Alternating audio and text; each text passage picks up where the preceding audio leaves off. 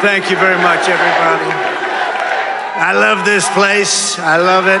We've had great luck here. So just to everybody, hello, Pennsylvania. How are we doing, Pennsylvania? And I'm thrilled to be back in this beautiful Commonwealth with thousands of proud, hardworking American patriots. That's what you are. It's coming, it's coming. Listen to this, 67 days, wow. 67 days from now, we're going to win Pennsylvania. We're going to defeat Comrade Kamala Harris. Did you see her? Did you see her last night? Did you see her last night? I don't know. You think she's going to be able to handle President Xi? I don't know. I don't think so. China, North Korea, Russia, I don't know. But we're going to win back the White House. We're going to make this country greater than it's ever been. And everyone here today is part of the greatest political movement in the history of our country. You know that. Make America Great Again, MAGA. And whoa, look at all of the fake news. They got a lot of fake news back there. That's a lot of fake news, David. That's a lot of people. Some I like, about 7%, and some I don't like.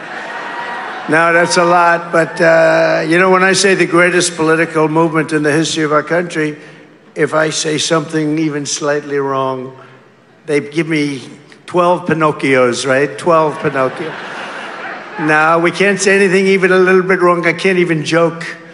When I used to show Biden couldn't find the stairs off the stairway, they'd say, Trump couldn't find it. They'd say, they took it. And they would say, I couldn't. When different things, the worst thing you can do with them is sarcasm, because it doesn't work with the fake news. So we won't have any fun, but we will have fun. We're going to have a lot of fun. And I recognize you. How are you? And I recognize you.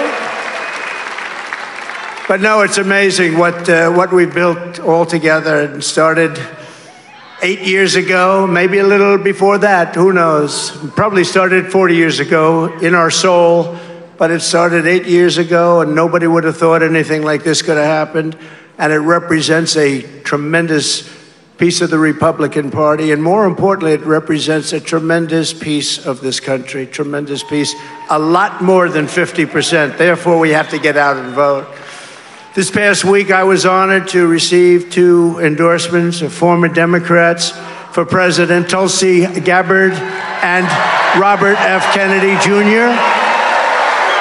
And they're both great people. They were Democrats, as you probably know, and they felt very strongly about the endorsement, and I feel very happy to get it. Every day we are welcoming more Republicans, independents, traditional Democrats, and old-fashioned liberals. You know, they don't use that term anymore. They use progressive. We don't use that term. We like liberal better. Progressive sounds so good. It sounds progressive. They're not progressive. They're the opposite. Together we're fighting to secure our borders, end the endless foreign wars, and defend the working people of America. And coming in, I heard some of the most beautiful speeches. I heard just beautiful, beautiful speeches. I want to thank all of the speakers that preceded me. Beautiful speeches. We're joining forces to defeat government corruption, restore free speech, and make America healthy again. We're going to make America healthy again, you know? We're a nation that is not doing well in a lot of ways, and we're not doing so well with health, but we're going to solve a lot of those problems, I think, over the next short period of time. A lot of it's common. A lot of that's common sense, too. It's all common sense when you get right down to it. But we're going to get toxic chemicals out of our environment, and we're going to get them out of our food supply. We're going to get them out of our bodies. We'll get them out of our body, right? Right? With victory this fall, we will enact this pro-family agenda, and we will bring back the American dream, bigger, better, and stronger than ever before. They never talk about the American dream. They never mention it. They don't talk about the American flag. By the way, the American flag, we got some of the greatest congressmen warriors here that you have anywhere. And congressmen, go to Congress soon, like immediately, but soon. We should give a 1-year sentence in jail to anybody that burns the American flag. You should do that. Mike, do it, Mike. Right? Do it.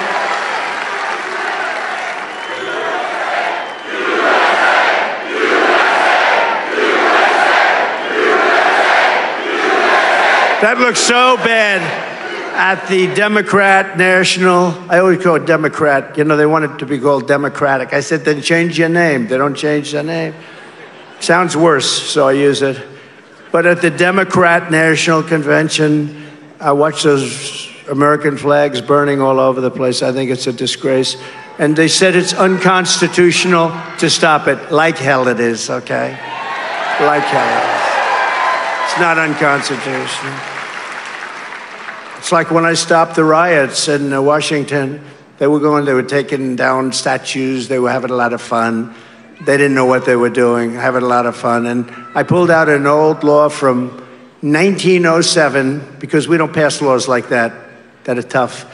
And it said, if you touch a monument, if you touch it, even touch it against the will of authority, if you take it down, but if you even touch it, you go to jail for 10 years.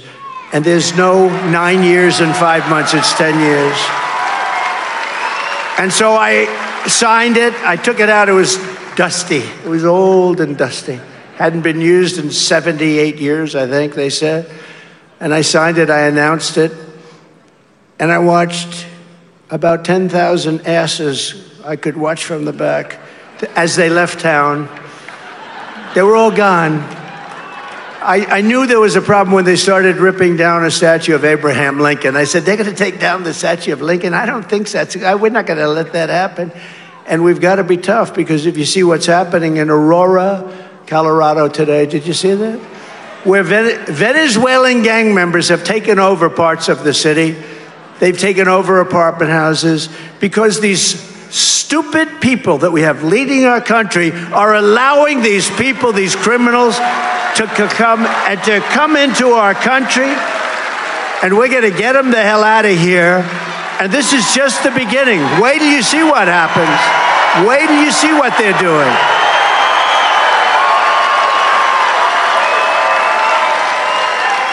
Unbelievable. No, it's these congressmen, they're just shaking their head. They can't believe it. They can't believe two things, actually. The size of these crowds. You know, you could fill this place up 3 times. Why didn't you get a larger arena? Huh? Somebody said, as we were riding by, oh, it's too bad the arena hasn't started filling up. I said, no, you don't understand. It's totally full, but the line goes back for miles. It's already full. But we got to do that, fellas, you know? We got to do it. Because I've been saying for a long time, I said, these people are coming in from prisons and jails. Nobody listened to me. They're murderers. They're drug dealers. If you take a look at Venezuela as an example, their crime is down 72%. Because they've taken their criminals from Caracas. They've taken their drug dealers. They're emptying their prisons into our country. Their crime is down all over the world. Crime is down. In the Congo, in Africa, 22 people deposited into our country. Where do you come from? The Congo. Where in the Congo? Jail. What did you do? We will not say that. You can imagine. Listen, they come from Africa. They come from the Middle East, countries that are not friends of ours. And they're coming by the millions, And these fools, Kamala, who's a Marxist, these fools are letting them come into our country, destroy our country. And I said, you know, did you ever see the hat? I don't want to brag, but they do have a big selling hat. You know what it says? Trump was right about everything, right? Front row Joes. Front row Joes. Right? No, but it's... Hey, look, if I ran one of those countries, I would be doing better than them at getting the people out. You run a country The country's inundated with really tough people that are criminals. I want to get them the hell out. If I was the head of a country, the president of a country, if I was in charge of anything having to do with the country, I would have moved them out even faster than they're doing. They are moving people into our country at numbers that nobody's ever seen. And those countries are becoming safe countries. And wait till you see what's going to happen. You know, they're just getting acclimated. You know what that means, acclimated? They're getting used to a society that really goes too far. And the only thing they go after is guys like Trump because he protests an election. That's the only thing they're good at going after. They don't go after criminals. They don't go after people that kill people. They don't go after drug dealers that kill, on average, 500 people during their lifetime. So a drug dealer kills 500 people, and the only thing they would understand would be the death penalty. If you had the death penalty for drug dealers, you wouldn't have any more drugs. You wouldn't have any more drugs.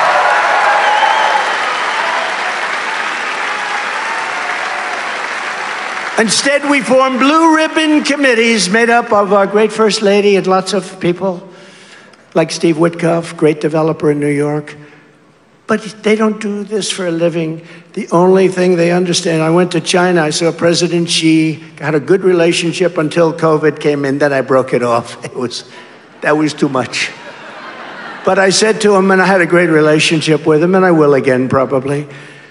But I said, do you have a drug problem? 1.4 billion people. No, we have no drug problem.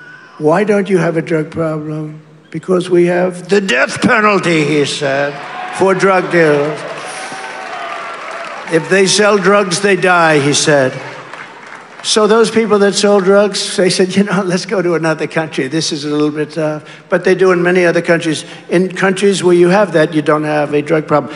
And we are becoming a drug-infested nation, whether you like it or not. We're becoming a drug-infested nation. So we better get our act together. You know, years ago, centuries ago, China was taken over numerous times by smaller nations, much smaller nations, because they were all drugged out from the opium fields and all of that. And then one of their very powerful leaders said no more, and they ended it. And we're going to have to end it too, because we're really a country that we're a failing nation in a lot of ways. What they've done to our country is incredible. What is Kamala, who's a total lightweight. Did you see her on television last night? This is going to be the president. This is going to be the president of our country? I don't think so. Sitting propped up in a desk with this guy, this tampon Tim, tampon.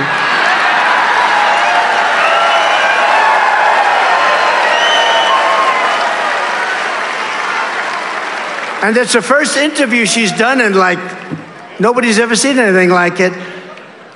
And if you're too weak to do a one-on-one interview with a person that was so soft, you know, I know Dana, she's always, always nasty.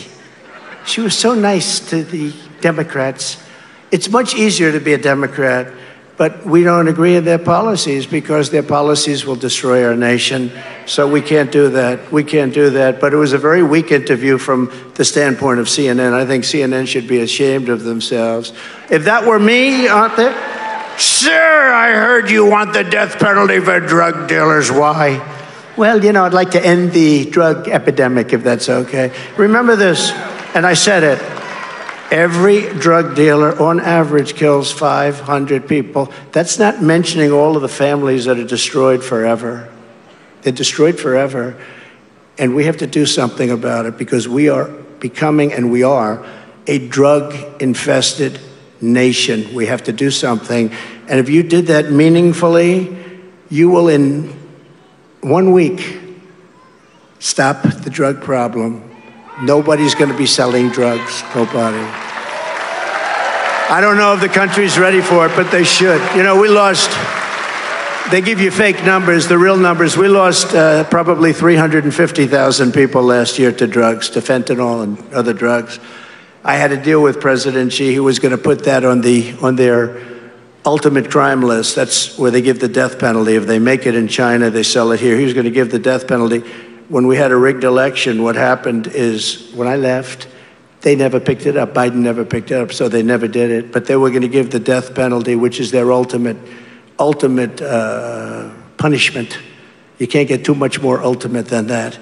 They were going to give the death penalty to the fentanyl makers in China if they make it and sell it in here. And they were going to do it because, you know, otherwise we weren't going to do trade. Little things like, we won't trade with you anymore. We won't pay you billions of dollars anymore. So easy. So easy. But people like Kamala, she let San Francisco die. She destroyed probably the greatest city, maybe one of the greatest cities, but could be. A friend of mine, Bob Tisch, used to say years ago, he said San Francisco is the greatest city in America. That was probably 1670. He passed away, great guy, he passed away, but he used to talk about San Francisco all the time. Today, you can't walk into San Francisco. She destroyed it. She destroyed it. She's the one that started it too. She was the district attorney. Then she destroyed California along with Gavin Newsom. You know, one of the truly bad governors. But the fake news is doing everything possible, everything they can to help Kamala Harris. Do you ever notice nobody knows what her last name is? I go, okay, I'm going to give you the first name. Tell me the last name. I say, Kamala. They have no idea who the hell she is. But as they find out, you notice our poll numbers are starting to skyrocket. When they find out that she's a Marxist, when they find out her father, you know, is a Marxist professor, you know that. When they find out that she was the one that destroyed California and San Francisco a long time ago, you can't have this. Look, we have to put our country back into shape. Somebody said, women don't like Donald Trump. I said, I think that's wrong. I think they love me. I love them. I love them. Speaking of them, North Carolina, these women, this is number 227 rally. And they've been to some other than rallies. 220. They're wealthy as hell. Look at them. They've got nothing but cash. Their husbands are great.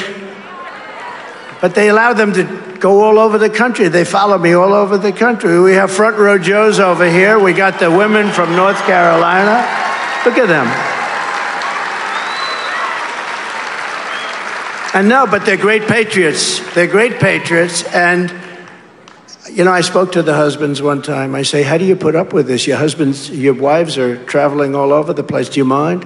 We trust our wives, sir. We trust them implicitly. I said, well, you have great wives, let me tell you, but they've traveled, I think it's like 228, something like that. But it is beautiful to have you here. We love to have you here. Always perfectly coiffed. They're always perfectly coiffed, right? They're beautiful. They're great women, and we appreciate their being here. We appreciate you guys being here. You were here in Butler. They were there in Butler. I remember they were standing there in the front row Joes. You know what? They get here like 3 days early. They wait around for 3 days, 4 days. They probably got to know some of my guys by now. I would think they don't have to be quite so anxious. They're going to be, but they've done a great job. And then we have Mr. Wall, Irving Wall. Would you please stand up, Irving Wall?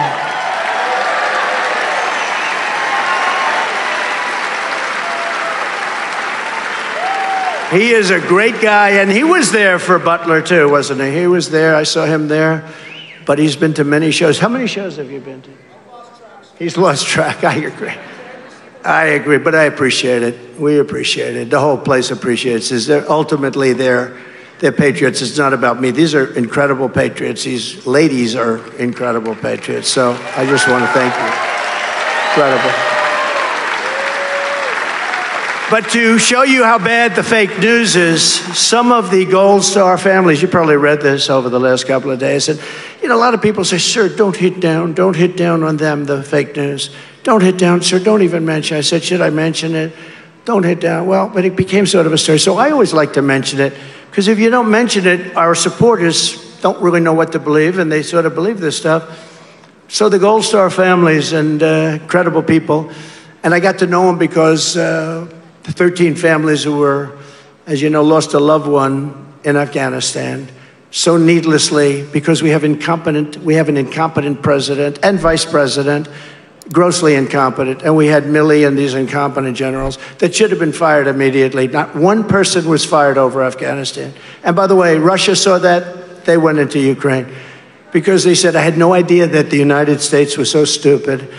So, and you know, when I was running that, I spoke to the leader of the Taliban. They run the whole deal. And I said, Abdul, don't even think. Don't do it, Abdul. Don't do it. Because they were shooting, they were killing our people. And they were really killing them previous to me and Obama. They were killing them in the Obama administration and with Biden.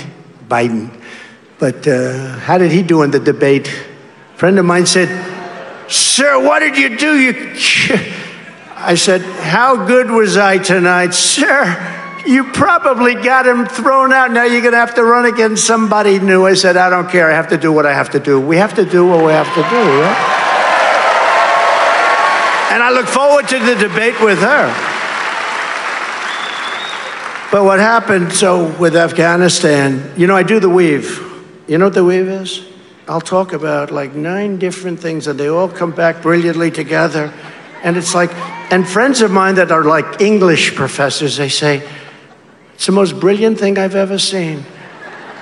But the fake news, you know what they say? He rambled. That's not rambling.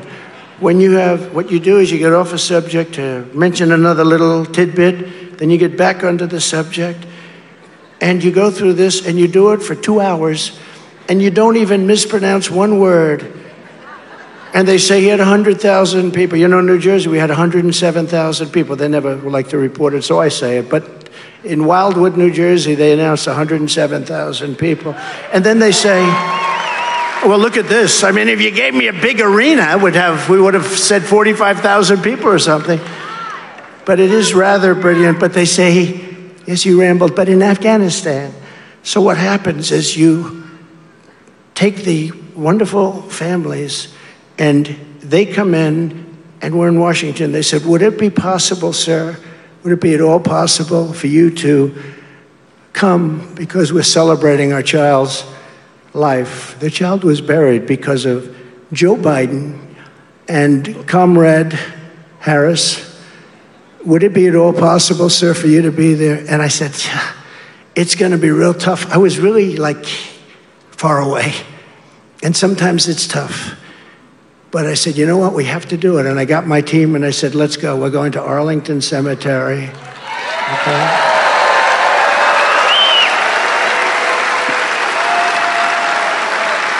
I said, we're going to Arlington. Because again, I got to know these people. Because honestly, they would send me death certificates of their child. They said, sir, would you sign it? Please sign it. We refuse to accept his name on this death certificate.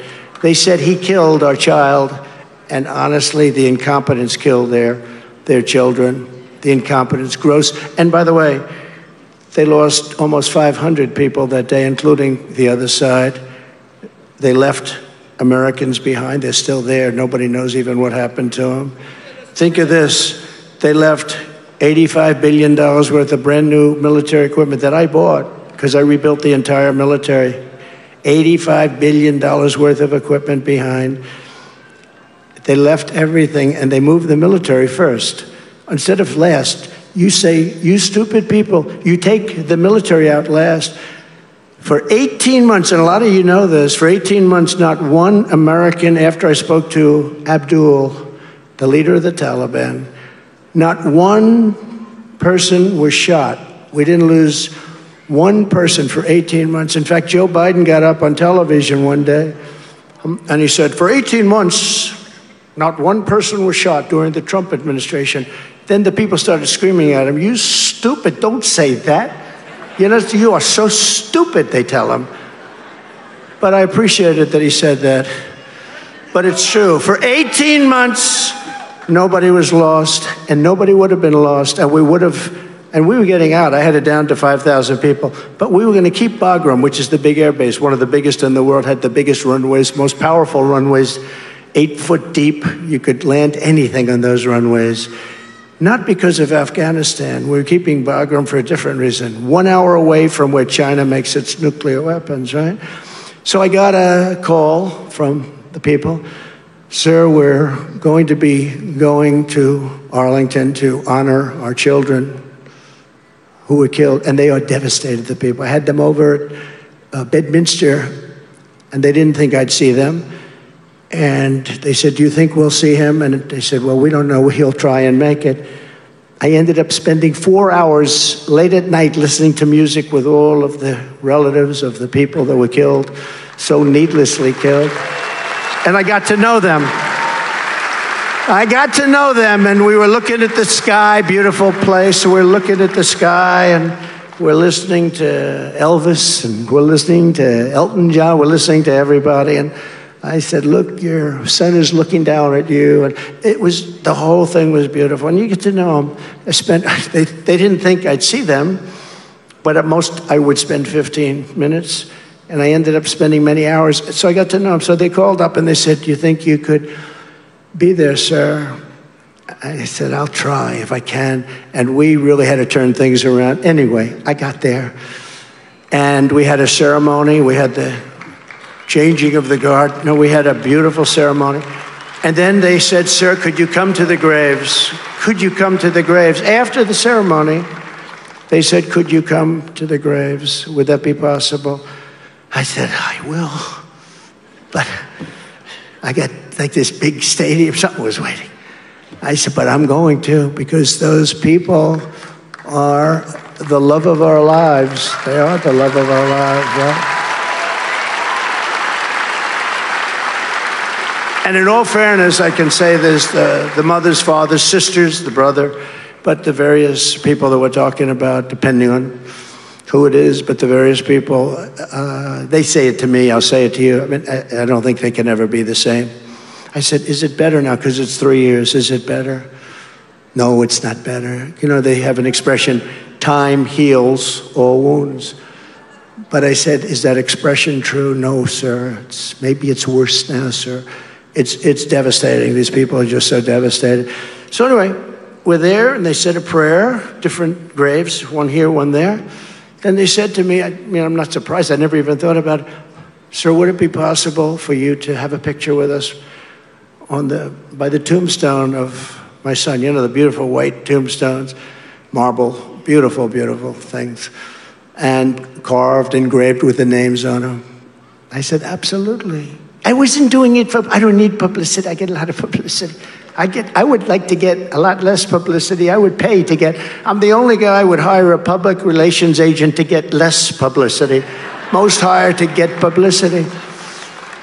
So I was taking pictures at the grave, one with the sister, and then the mother, and then the father come in, and then another group at a different grave.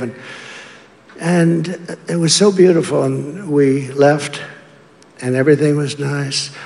And then later on that day, I heard that we were using the graves of those soldiers for public relations purposes, you know? And that was all put out by the White House. Joe Biden killed those young people because he was incompetent. And then they tell me that I used their graves for public relations services, and I didn't. And I'll tell you what, it was a disgrace. And she was involved. Remember, she said she was the last person in the room, right, when they made the decision. And pulling out was okay, but not pulling out like a bunch of incompetent fools. And that's what they did. We had them in such a great position. But when I took those pictures, it was so beautiful. They were crying. Everybody was crying. They were talking about 3 years ago, because of a grossly incompetent group of generals, and we have great generals. Don't forget, we defeated ISIS entirely with great generals, real generals, not these television morons that you see all the time. But when I saw that, I said, I think I have to talk about it. Now, my people said, don't do it, sir. Don't do it. But if I don't tell you the story, you're going to read. It was front page of the Washington Post, which has lost approximately 57% of their readers over the last 3 years. It was a story in the New York Times, which is losing reader after reader. I'm happy about that. I have to be happy because they truly are the enemy of the people. They are the enemy of the people. They tell false stories about me. That's all they do is they write false stories. They're incapable. I could do the greatest thing. I got to tell you, I ran for office, and they were covering it viciously. But it was front page every day. And then I won. I beat everybody. And I had a story on page 17. So I won, David. And my story was on page 17. But I was always at page 1 when I made a little speech or something. It's, that's why they call it the fake news media. It's desperately trying to hide Kamala's failures and extremism from the public. They don't want the people to know how unfit she is to serve. She's unfit to serve. Everything she touches, she ruins. Just to finish this, I love those people. I'm so happy they took pictures of me and them and the tombstone and their lovely son or daughter. There was a daughter too, and an incredible daughter, frankly. I've almost gotten to know them, even though I never met them, but I know everything about them. The mother would walk up and say, "Sir, may I tell you about my boy? You know, he was a football player, and he could throw the ball so far. He played quarterback, sir. And one day," and I realized that she's telling me a story and crying about her son who's now in a grave because of Biden and Kamala. And I listened to that whole story, how the ball was caught, how the ball was thrown, how the team did, the season the team had, and I let her talk. And then these people accused me of doing this for public relations reasons. And the fact that we even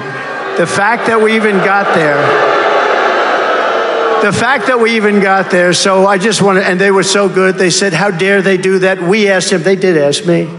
And you know, they actually came to my defense. It's nice, because sometimes that doesn't happen too. But they really did. They said, "We asked him to be here, and we want him to be there always." And I just think that's great. And we love you all. Thank you. But I wrote for this particular group, you know, because this is, you know, she's anti-fracking, she's anti-everything, this Pennsylvania. And I said, do me a favor, make a little reel of Kamala Harris has no right being here. She got no votes. She ran. She was one of 22 people that ran. She was the first one to quit. She never made it to Iowa in the primaries, the first state. She was nasty to Biden. She called him a racist and everything else. You know, she'll probably call me a racist in a week from now, week and a half. I look forward to that debate very much. But she called him a racist, remember the school bus. All she can do, she can memorize a little bit, not a lot, but she memorized a little story about a girl taking a bus. And she used it on Biden. And so when Biden picked her, I was shocked because nobody treated him so badly as her. But let's take a look at the real Kamala Harris. Yeah, I am radical. We need to get radical about what we are doing and take it seriously. As President of the United States, I am prepared to get rid of the filibuster to pass a Green New Deal. There's no question I'm in favor of banning fracking. We have to have a buyback program, and I support a mandatory buyback program. I believe it will totally eliminate private insurance. Let's eliminate all of that. But would you support changing the dietary guidelines? Yes. You know, the food pyramid. What people yes. To reduce red meat specifically. Yes, I would. Raise your hand if your government plan would provide coverage for undocumented immigrants. Where do you stand on defund the police? This whole movement is about rightly saying we need to take a look at these budgets. Harris asserted that ICE is perceived as the modern-day Ku Klux Klan. Are you aware that there's a perception? I see no. Are you aware that there's a perception? That puts ICE in the same category as the KKK. Is that what you're asking me? I see no parallel. I'm not finished. I see none. And yeah, I am radical. We need to get radical about what we are doing.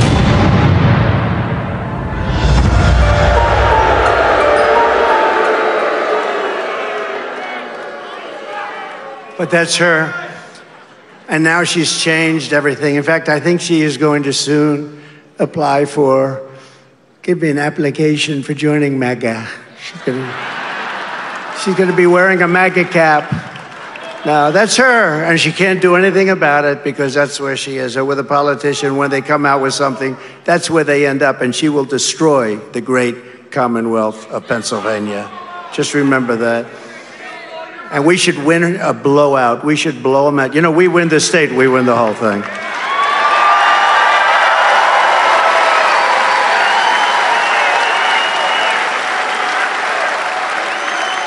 And we won it in 2016, and we did much better in 2020, you know that, much better, with the whole election. Actually, in 2016 we did great, but 2020 we did much better, generally. Since Kamala and the media don't want to talk about her radical record, we will.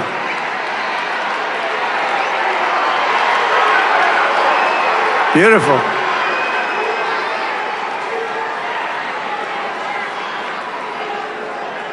That's beautiful.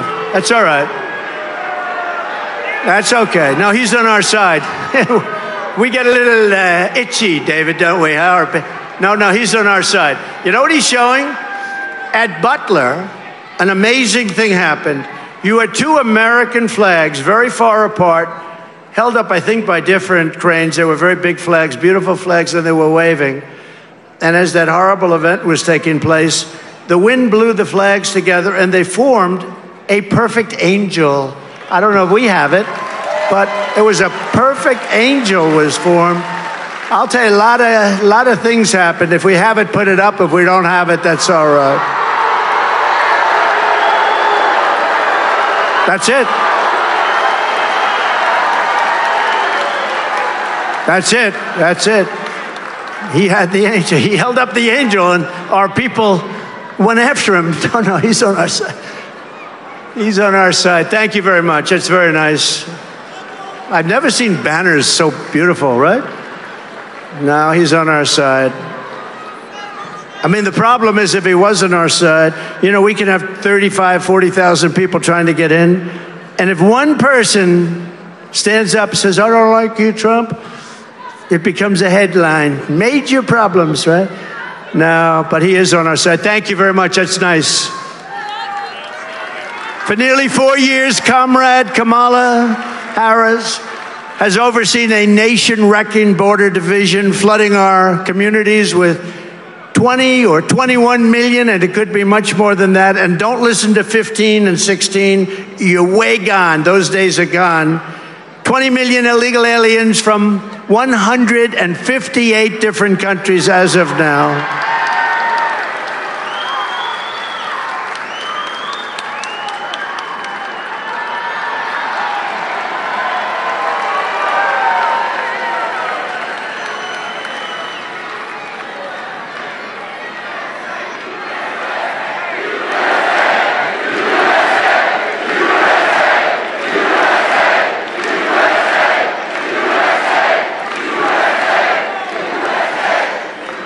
Is there anywhere that's more fun to be than a Trump rally?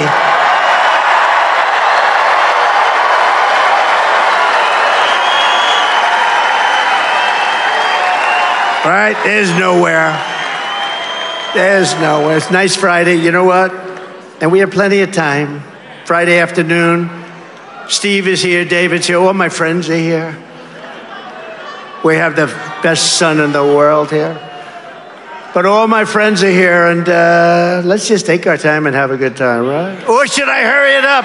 Should we give you the short version or the longer version? Harris lost. Listen to these numbers, though. Seriously, if this were a Republican, they'd be stringing them up. Now listen to this number, because you have to understand what it means. 325,000 children have been lost. They've been allowed to be trafficked all across our borders. She flew in illegal aliens by the hundreds of thousands, and many of these were young children. But we have no idea where, think of the number, 325,000 children are missing. Many are dead. Many are involved in sex operations. Many are working as slaves in different parts of probably this country and probably many others. But she was the border czar. Now she says, I wasn't the border czar. But she was. It was headlines, border czar, border czar. But now she doesn't want that term. But whether she was a border czar or not, she was in charge of the border. 325,000 children are missing. She created a fast pass entry program to speed the admission of illegals into all of our ports of entry. And remember when they said, no, we're gonna, oh, now they have a new line. We created a strong border. No. They keep saying it over and over. The worst border in history. But they think if they keep saying it over and over, most people aren't like us. They're not that, they drive a cab. They're carpenters, they're electricians, they're accountants, they're lawyers. They're not like into it other than they like Trump. They like our policies, because it's not about me. This is not about me. I had a nice life. You can ask my friend. I had the greatest life. I could go to the most beautiful places, look at the most beautiful oceans in the world. Instead, here we are, and I'm happy as hell to be with you because I like it much better. I like this much better. I like it much better. You know why? Because we're doing something. We're saving our country. I wouldn't do it just because I like it. We're saving our country. Our country needs saving. We're a failing nation, in case you have any question. We're a sadly failing nation, and we're going to make America great again. It's very simple. So we're a failing nation. We're going to make America great again. And I think we have a chance to make America greater than ever before. And remember this, if we don't do it this time, you're never going to have another crack at it. November 5th is the single most important day in the history of our country. I believe that with all my heart, because our country's going bad. And Kamala vowed to grant, remember, mass amnesty and citizenship to all of the millions of illegals that she let in, which will obliterate Medicare and obliterate your Social Security for seniors. You will not have any Social Security, and you're not going to have Medicare. The whole country is going bad. And no country, no matter who it was, no matter which country it was, no country could withstand this onslaught. No country could withstand this. And a lot of these people, remember, these are rough people. The only thing good about it is they make our gangs and they make our bad ones look like nice people by comparison. We have bad ones too, but compared to the people that are coming into our country, our criminals are very, very nice. These are really tough ones. They come from prisons. Remember that. Many of them come from prisons, and they let them out of the prisons. Why should they keep them when the stupid United States will take care of their situation? Remember that. And this is what you're voting on, by the way, at the end of September, much before November 5th. I always use the term November 5th, but I'm talking about, because today we vote 2 months early. We vote after early. Nobody knows what the hell we're doing. The elections are so screwed up. We have to get back in, and we have to change it all. We want to go to paper ballots. We want to go to same-day voting. We want to go to citizenship papers, and we want to go to voter ID. It's very simple. We want to get rid of mail-in voting. Mail-in voting. Jimmy Carter headed up a commission. By the way, the happiest man in the United States today is Jimmy Carter, President Jimmy Carter. My wife went to the funeral of Rosalind, beautiful funeral, like 8 months ago. And I looked at Jimmy. Jimmy's old, but he's happy. You know why?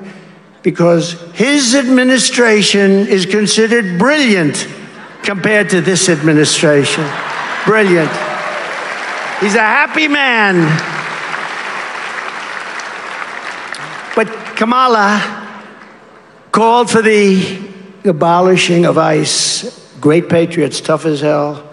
Some of my friends are sitting right here. They're some of the toughest human beings I've ever met. They're not tough enough to be in ICE. They won't do it. These guys, they see a pack of MS-13 thugs that love knives. They love cutting people up better than guns because it's more painful. They killed 2 young girls in Long Island not so long ago. 16 years old, they were walking to school. They cut them up into pieces. They cut them up into pieces. They will go into a pack of MS-13 killers, our ICE guys, and for 2 minutes you see nothing but fists and legs and fighting.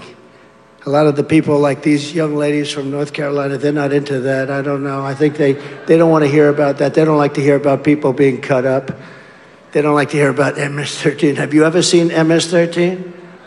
Typically, when you have tic-tac-toe boards on your forehead, it's not a good thing, right? They would go into these places and they would start fighting, and at the end of 2-3 minutes, it's over, and they would stand up and they'd take these thugs into paddy wagons and they'd bring them the hell out of our country and they'll get them out. And the problem we had, as you probably heard, was that the countries wouldn't take them back.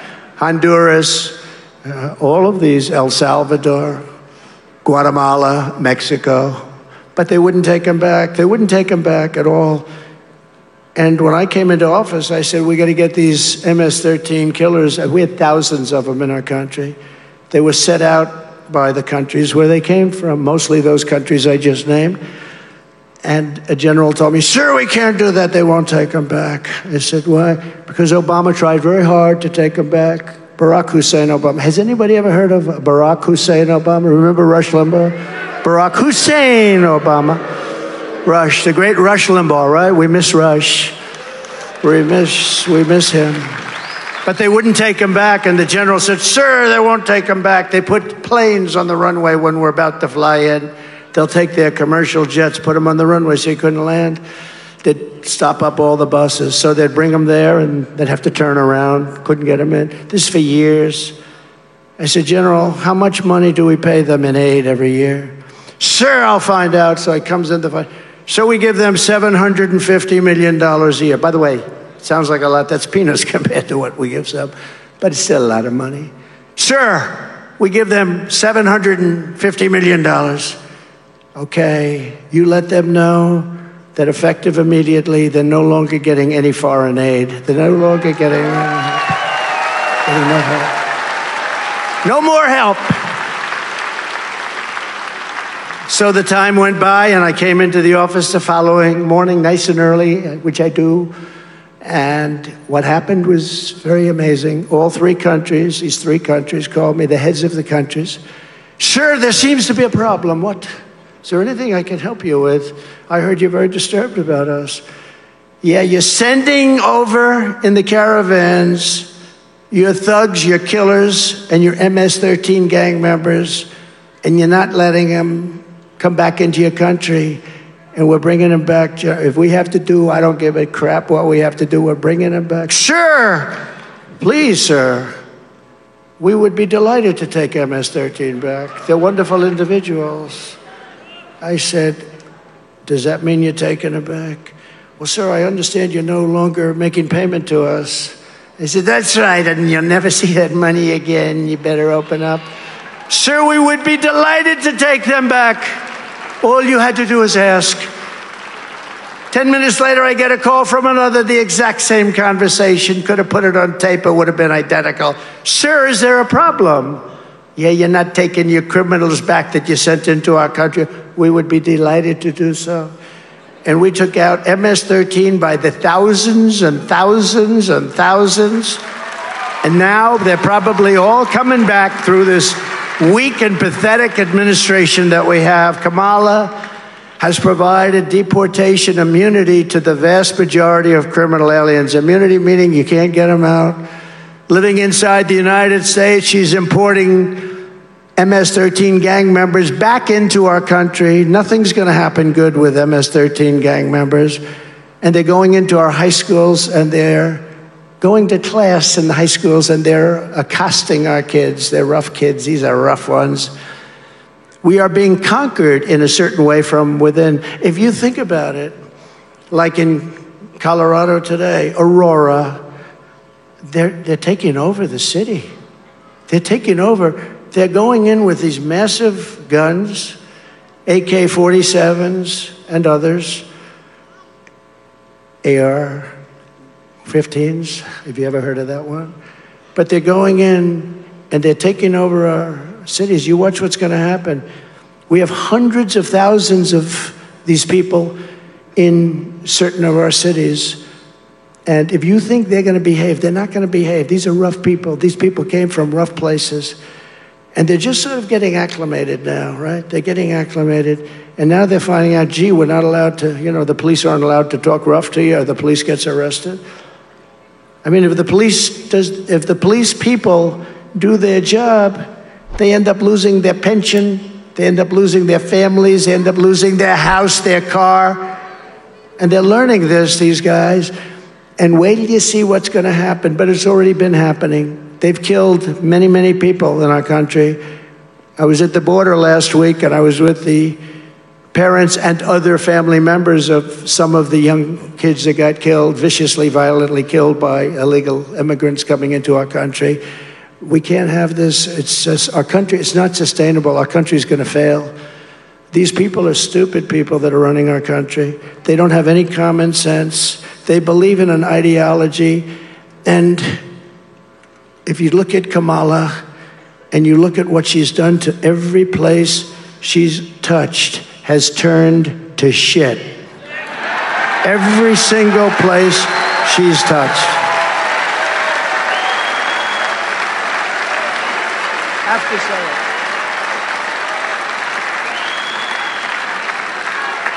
Every place she's touched, you know, you might have heard this, Franklin Graham is wonderful. And he wrote me a letter and he said, "Sir, I love your stories and I love listening to your rallies, but could you please don't use foul language? Your speeches would be even better if you didn't use foul language." But there's an example. It's not really that bad a word, but how can you top that word for what I'm talking about, right? What word? Every place she touches wouldn't be nice. That would be a thud. It would land with a thud. No. And Franklin's probably right. I'm not sure I agree with him, but he's a great guy, actually. But he did say that to me. He said, please don't. And so I try and avoid it. My wife also, she says, please don't use foul language. But it's hard. You know, there's some words that can't be duplicated. They can't. I try, but it can't be duplicated. Comrade Kamala launched a radical left war on Pennsylvania energy that will destroy the economy of your state. On Kamala's first day in office, she shut down the Keystone Pipeline, which I approved. She shut down drilling on all federal land. She re-entered the disastrous Paris Climate Accord. Do you know what that was? That was the worst deal, other than it sounds so nice, the Paris Climate. It basically said that this country is screwed. It said this country is going to pay billions and billions of dollars. Other countries are going to pay nothing. China, as an example, pays nothing because they consider it a developing nation. We're not. We better start developing fast or we're not going to have a country left. So I terminated it. We pay billions of dollars. Russia pays nothing. China pays nothing. India pays nothing. And they won't pay for years, but we pay because we're a bunch of suckers. And I terminated it. And one of the early things that Harris did, because she's the one that pushed it, is they renewed it for even more money than they were paying before. It's the craziest thing I've ever seen.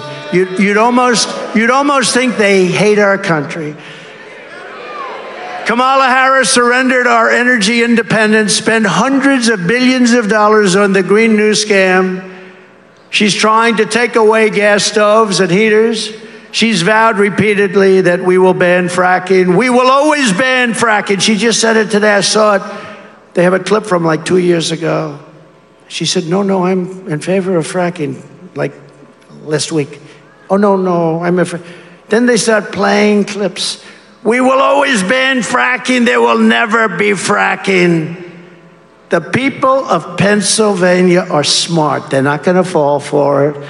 She will destroy. If you don't have fracking, you don't have a commonwealth.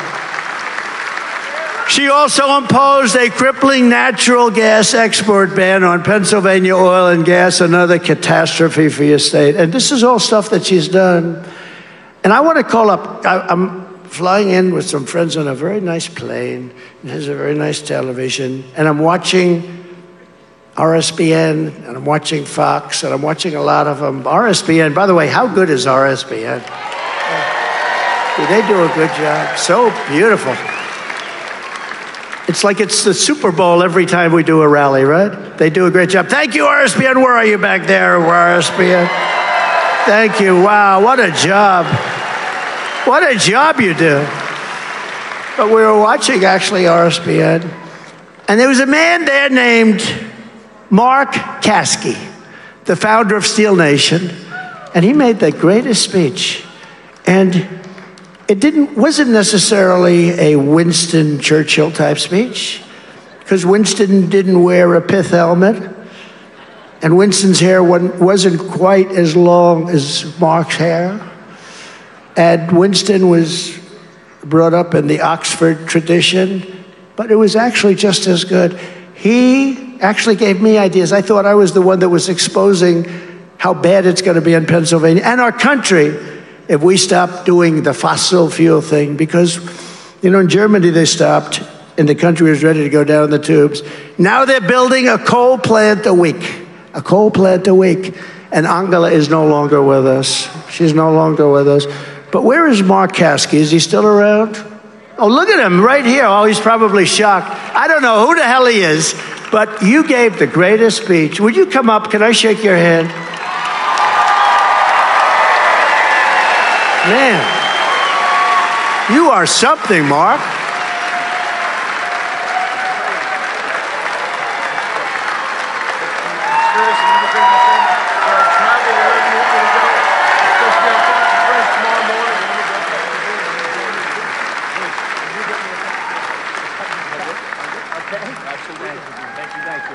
Hey, Mark. You want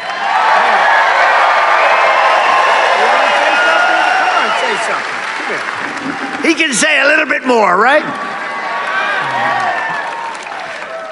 Winston Churchill, I'm not. I was born and raised in Carolina and Pittsburgh as an adult, and I've been a Yinzer for a long time, President.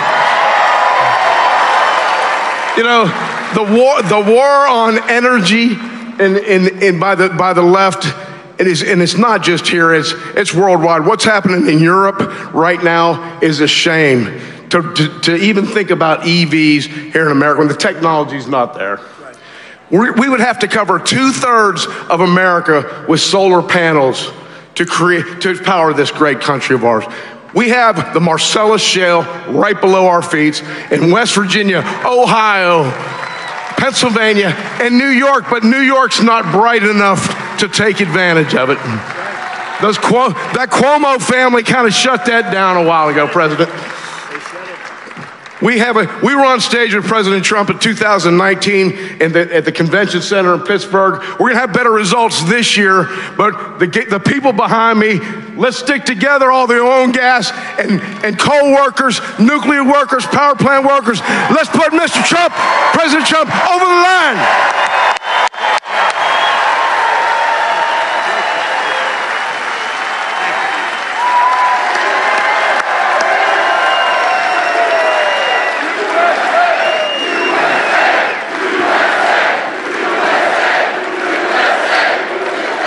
I'm watching Mark, and, you know, he's talking about all the things that happened when they shut down everything. They then closed up Keystone XL. People forget. I had it approved. I approved it. It wasn't going to happen. Billions of dollars had been spent. I approved it. They came in. They shut it down.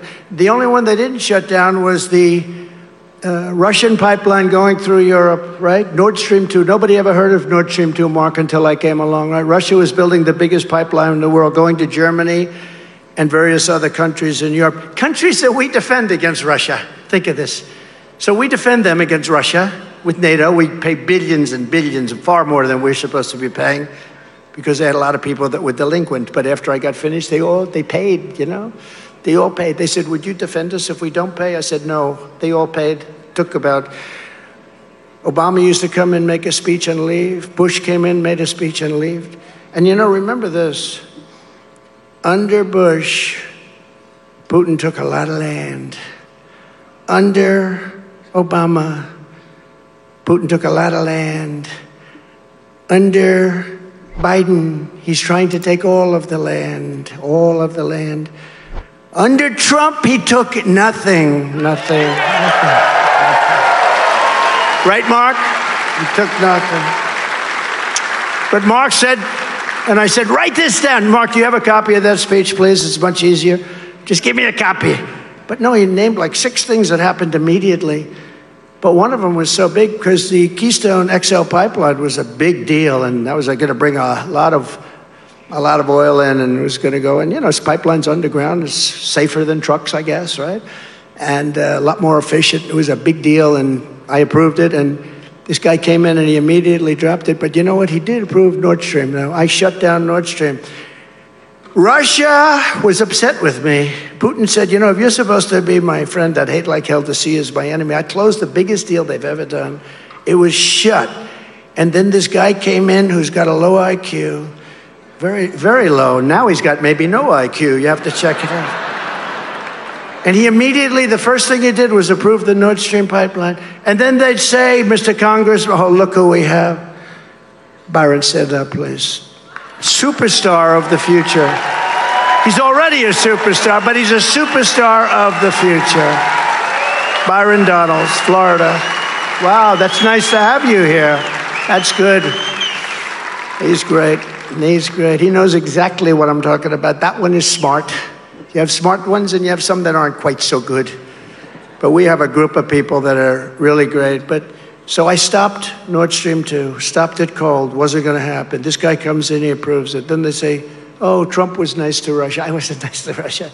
But you know what? Getting along with Russia is a good thing, not a bad thing. Remember that. Getting along with these people is a good thing, not a bad thing. It's a smart thing to do.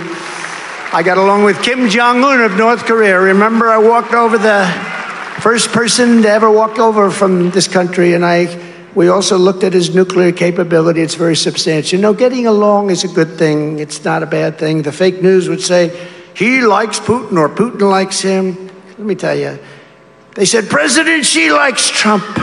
That's a good thing, not a bad thing. But we were tough with China, too. We took in hundreds of billions of dollars worth of taxes and tariffs. No other president took in 10 cents. When we win on day one, I will tell Pennsylvania to drill, baby, drill. We're going to drill, baby, drill.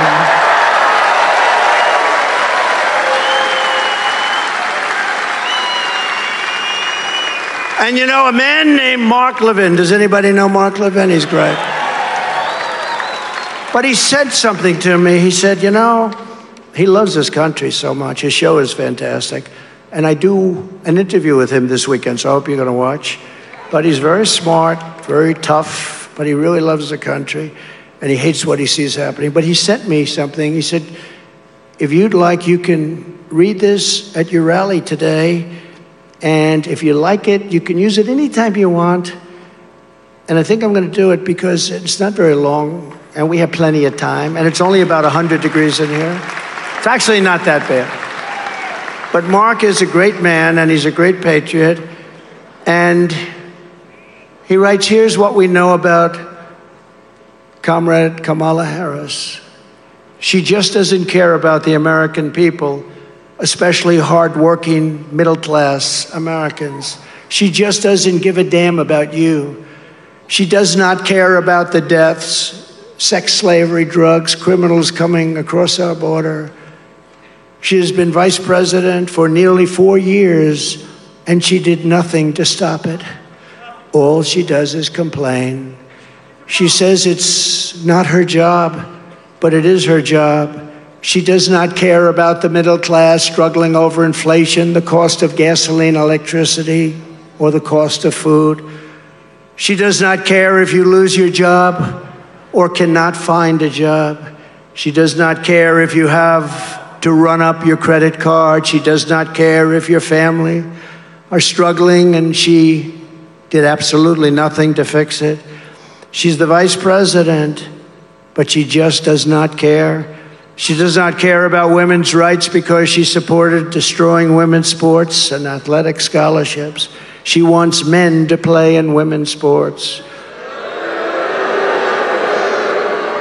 She does not care about protecting little children from sex change operations because she chose Tampon Tim as a running mate who believes the state, not mothers and fathers, should have the final say on sex change operations for their children. Can you believe it? Can you believe it? Can you believe that? Kamala Harris wants to outlaw your car and truck and force you to buy electric vehicles, whether you like them or not, whether you can afford it or not, and they don't go far. She does not care how it impacts you or your family. Kamala Harris does not care about senior citizens because she believes illegal aliens should receive Social Security and Medicare, which she knows will bankrupt those insurance programs, making it impossible for you to receive your pension and health care, which you paid for your entire working life. That's true. She wants to destroy your private health care, even if you like it, even if your employer contributes to it.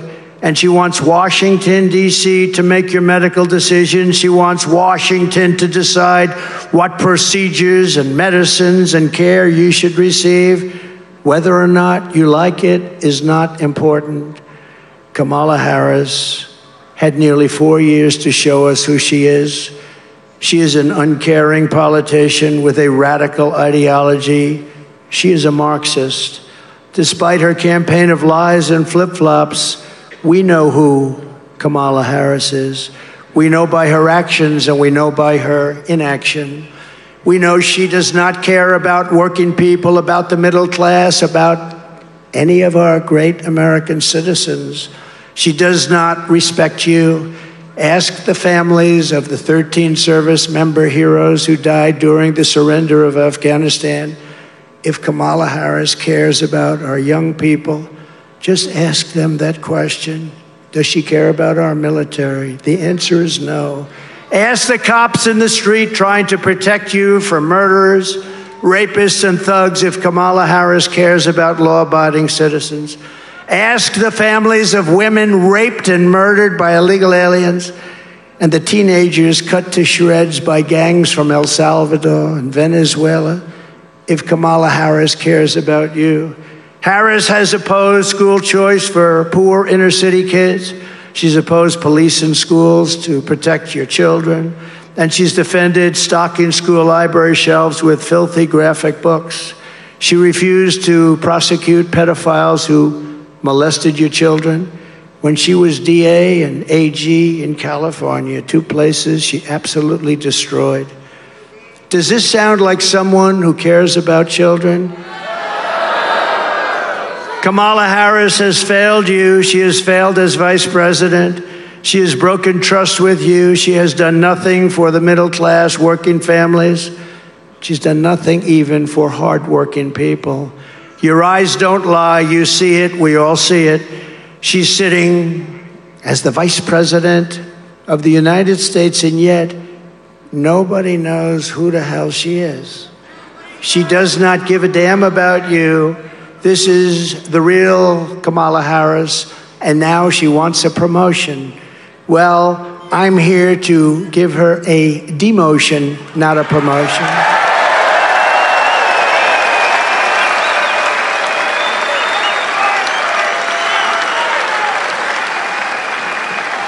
She can hide and she can lie all the way through, and with her surrogates and the corrupt media.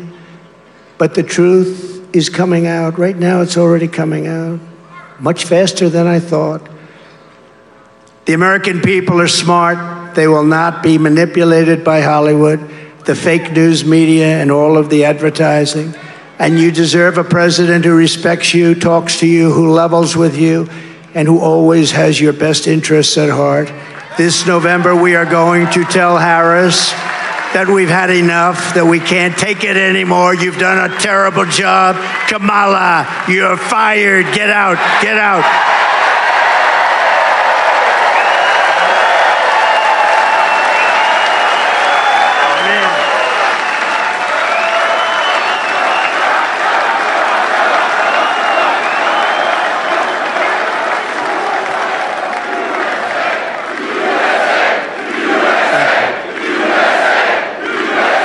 Thank you. Thank you very much. We're pleased to be joined today by some warriors. We want warriors. That's what we need. And they're friends of mine, and they fought by my side, and we've done so many things. Right to try. We all know what right to try is. You're terminally ill, and you weren't able to get our space-age great medicines, cures, and we got the right to get it done. They tried for 50 years to try and get it done. They never got it done. We got it done. We got it done with the help of these people. And so many other things that we did, rebuilding our military, building the wall. We built hundreds of miles of wall. These people are great people, and some of the best of them are representing the great Commonwealth of Pennsylvania. Representatives Dan Muser. Dan, thank you. What a job he does. Handsome devil, too. He's a handsome devil. Thank you, Dan. Guy Ressenthaler. Guy Ressenthaler. What? That's the toughest name in all of show business. Thank you, Guy. That's a great job. Lloyd Smucker. Lloyd, thank you very much. Thank you very much. Thank you, Lloyd. John Joyce. I saw him take the jacket off. That was quite a scene. That was quite a scene. Byron Donalds from Florida, who you met. He's a winner and a star. And a man who, right from the beginning, was with me. He's a tough guy, too. He used to sit outside. It was like 10 degrees below zero, and he wouldn't wear even an undershirt. And he's not that pretty to look at, I'll be honest. But he's a tough cookie, and the people of the state, of the Commonwealth, they really love him. He's a fantastic American, fights like hell for everything that's good. Congressman Mike Kelly. Right? How's that? Good job for you? Thanks, Mike. Good job, Mike. Today he's wearing a shirt. I don't want to see him without a shirt. Ambassador Carla Sands, who did a fantastic job a little while ago, and she was a great ambassador. Thank you, Carla. Beautiful job today. The mayor of Slippery Rock, John David Longo. John. Thank you. Thank you, John. Great job. And the man who's going to defeat your terrible Senator Bob Casey. Bob Casey, by the way, just say, look, I don't want to spend. Nobody knows who the hell he is. His father was there a long time. He's there a long time. They're tough to beat. You know, I was telling them, they are tough to beat. But this guy's a hero.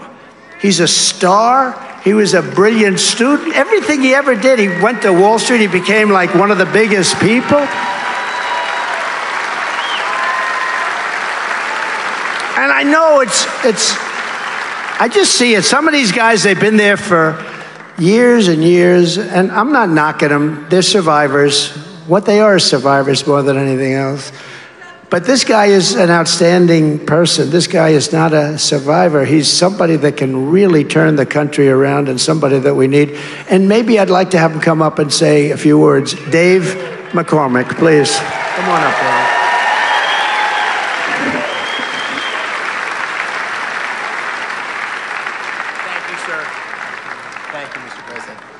Thank you, Mr. President. We are so proud to have you in the Keystone State.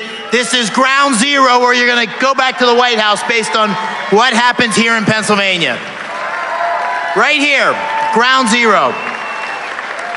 And Mr. President, I'm so optimistic that you are going to win in Pennsylvania. You're going to win the presidency for two reasons. Number one, when I'm going across our great Commonwealth, the thing people say they want is common sense leadership, the kind of common sense leadership you showed when you were president. But the second thing they say they want, and I tell them, I say, listen, I was there with Mike Kelly and Dan Muser in Butler. I saw you get shot. I saw you come up, and I saw strength when you said, fight, fight, fight. Thank you, Mr. President. We're glad to have you with us here today.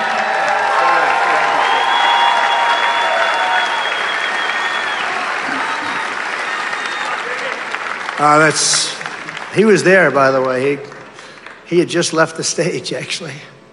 That was good timing. That was good timing. Just left the stage, right? I said, say hello to Dave. And then it began, a horrible thing. Also with us are Bob and Sherry Kepka. Where's Bob? I got to see Bob. Where is he? Where the hell is Bob? My golfing buddy. Bob Kepka. So he's the son of two great golfers, and they're both phenomenal people. One is Brooks. He's one of the best in the world. He just won last week. That is some, oh, look at him. He's shooting me as I'm talking. You can't do that. You're supposed to be standing up listening to every word. He's shooting it. I can't believe, okay, so, hey, Brooks, your father's doing a great job. Your family is the greatest. But Brooks is one of the greatest players in the world. He's got 5 majors already as a young man. 5 majors, that's Hall of Fame all the way, right, Steve? And I'll tell you, he gets it from somewhere. He gets it from that guy, because that guy can play. We play each other, but Trump can play too. We play each other, we have a good time, right? We have to say hello to the family, you two boys, everybody, okay? Thank you both. Sherry, thank you. Great guy, great family. And 2 amazing Puerto Rican musical legends. They're legends, Justin Quiles and Anuel. Do you know who they are? Do you know who the hell they are? Come up here, just fast, fellas, come on. Because I don't know if these people know who the hell you are. But it's good for the Puerto Rican vote. Every Puerto Rican is going to vote for Trump right now. We'll take. Hi, fellas.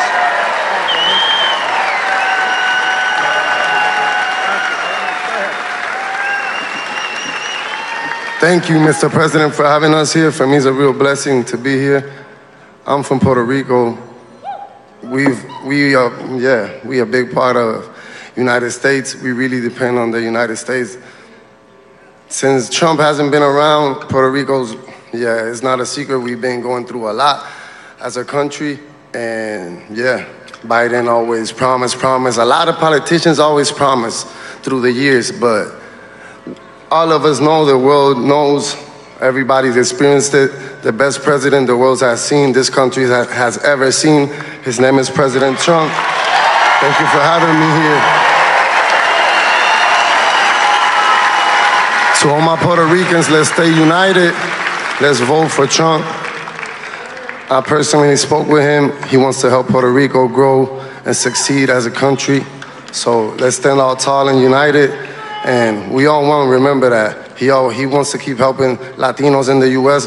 Let's do things the right way, and let's keep growing. Let's keep growing as a family, and let's make America great again. God bless you. I'll also say a few words here. Mr. President, I'm beyond honored being here with you today. Mr. President, above all, I like you because I always say this, you're not a puppet. I love that about you. Yeah, I really do.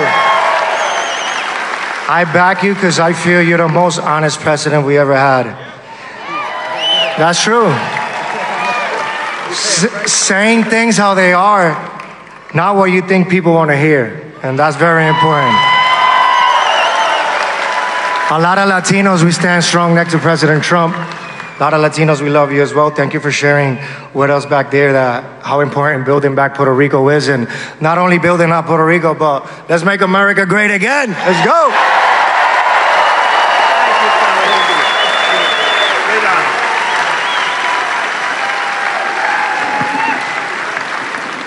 Wow, that's great. That's really nice. Great honor, fellas. Very talented guys, too. Just one final, a friend of mine who's been a friend for a long time, one of the most successful people in New York and Florida and all around. Wherever he goes, he's successful. He never fails. He really doesn't. He's very extraordinary. Mr. Steve Witkoff, he's right here. Steve, stand up. Thank you. Thank you, Steve. Thank you. Got one of the great families, too. One of the great, great families. One of his boys is looking down right now, very proud of Dad, right? Looking down, your brothers, he's looking down saying, I'm so proud of my dad. But Steve is just extraordinary. So thank you, Steve, for being here. Appreciate it. Thank you.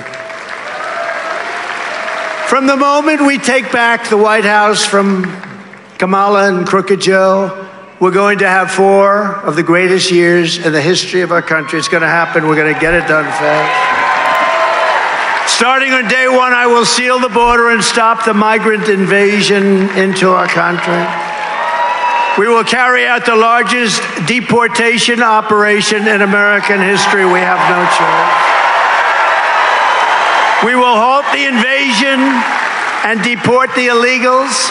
She will let in the next 15 million people, and if they won in 4 years, we will have had over 100 million people from all over the world enter our country, and many of them likewise will be from prisons, mental institutions, gang members, criminals. We're not going to do it. She will destroy this country. She's worse than Biden, because Biden wasn't a real believer in the radical left. She is. That's all she knew. That's what her father taught her, a Marxist professor. That's what he taught her. We will defeat inflation very quickly, and we will make America affordable again. People cannot afford to live here. We will make America the dominant energy producer in the world by far. I already brought it to #1. We were energy independent 4 years ago. Look what happened. We're going to be energy dominant very soon. We have more liquid gold under our feet than any other country in the world, and we will use it to reduce taxes and energy costs for our people. We will also start paying down debt very substantially. In 12 months, we will cut your energy bills in half. We will cut them in half. And that includes heating, air conditioning, electricity, and gasoline. I will turn the United States into a manufacturing superpower very quickly. We're ready to do that. We had the most successful country economically in the history of the world, and we'll get it back very fast.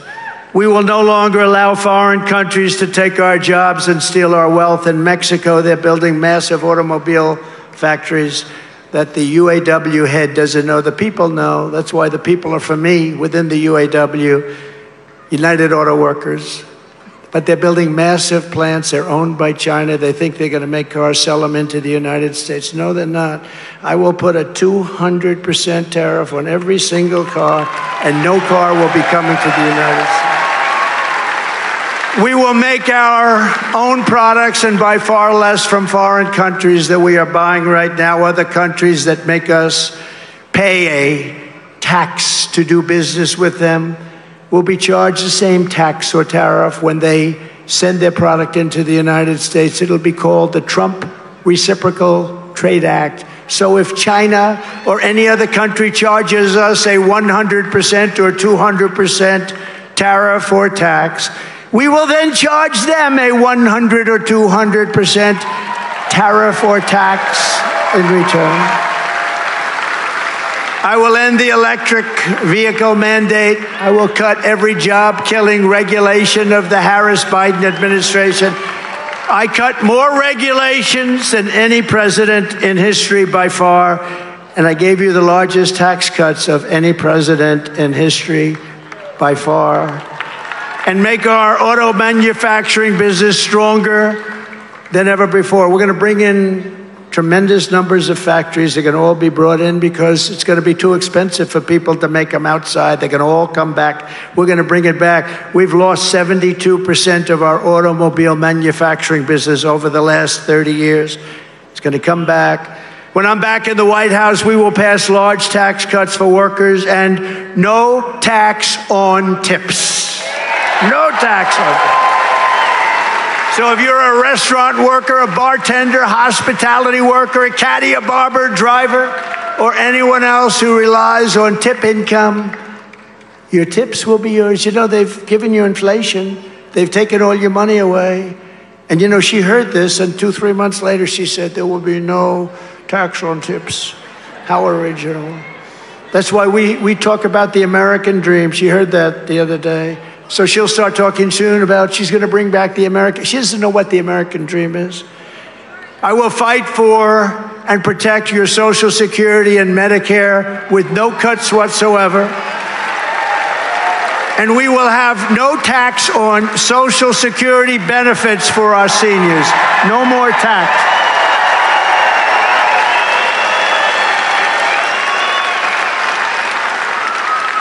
Yesterday, I made a major new announcement. If I'm elected this November, for the first time ever, your government will pay for or require insurance companies to pay for all costs associated with IVF fertility treatment. We want more babies to be born in America. We want more babies. We need them. We need them. We will cut wasteful and unnecessary spending, and we will terminate the Green New Deal and spend that money on roads, bridges, real infrastructure, and paying down debt, not fake infrastructure that has caused massive inflation with no benefit whatsoever to our country.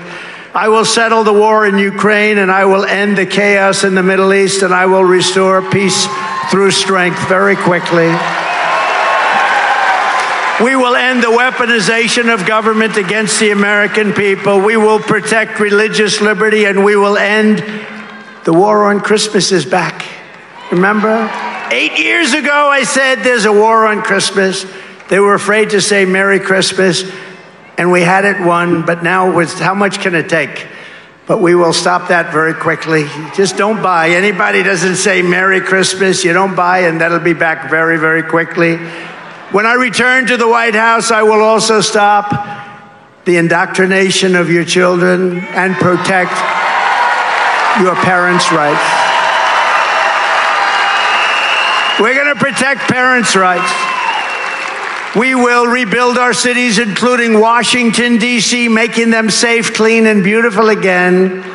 In Washington, D.C., you leave the Commonwealth, you want to go see the Washington Monument, and you end up getting stabbed. You look at dirty roads with bad barricades, with graffiti all over the marble. It's going to be cleaned up real fast. We're going to take it over. We're going to run it properly. And we're going to have tough law enforcement. People aren't going to be shot in Washington, D.C. anymore. And we will keep the U.S. dollar as the world's reserve currency. It's fading. We're not going to let that would be like losing a world war. You can't let that happen. Then we would be a third world nation. This is how we will end the era of inflation, mayhem, and misery under Kamala and Crooked Joe.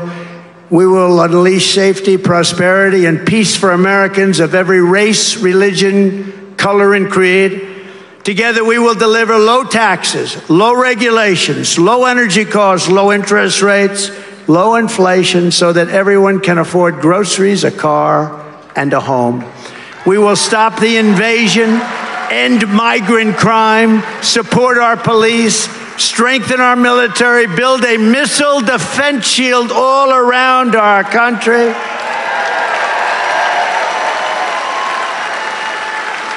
Other countries have it. Why shouldn't we? We're going to all make it right here in Pennsylvania and other places. We're going to make a lot of it right here in Pennsylvania, from what I hear.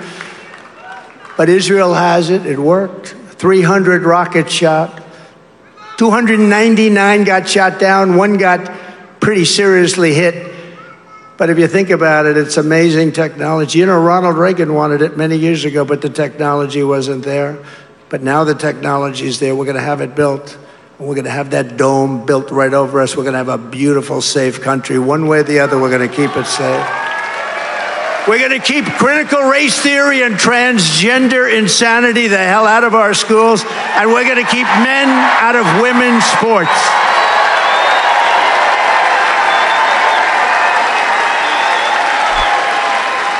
We will defend the Second Amendment, restore free speech, and we will secure our elections. Everyone will prosper.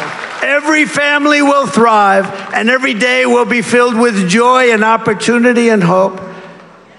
But for that to happen, we must defeat Kamala Harris, a Marxist, and we must stop her country-destroying liberal agenda once and for all. We have to stop it. And I think a lot of things are happening. Look, people are seeing who she is. All you had to do is watch yesterday. Give me a break. That's not a president. That's not a president. That's not a president. And we can't let that person destroy our country. So get your friends, get your family, register, volunteer, and get the hell out to vote, okay? Front row Joe. Right? Because we want a landslide that is too big to rig. Too big to rig. Too big to rig. And go to swampthevoteusa.com. Swampthevoteusa.com. On November 5th, we will save our economy. We will rescue our middle class. We will reclaim our sovereignty and restore our borders. We will put America first, and we will take back our country. Together, we will make America powerful again. We will make America wealthy again. We will make America strong again. We will make America proud again. We will make America safe again. We will make America free again. And we will make America great again. Thank you very much, Pennsylvania. God bless you.